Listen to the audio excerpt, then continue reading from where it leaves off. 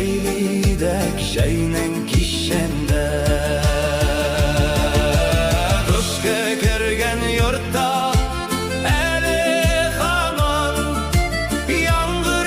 kügepkem doğası İzge süzüler sengen nurlu yurtta Uyanmış akile kavası Bulgan bala şakımın Şuşı yurtta uzgan miskele Nige iken toşte rehet mina Uyangaç güneli kele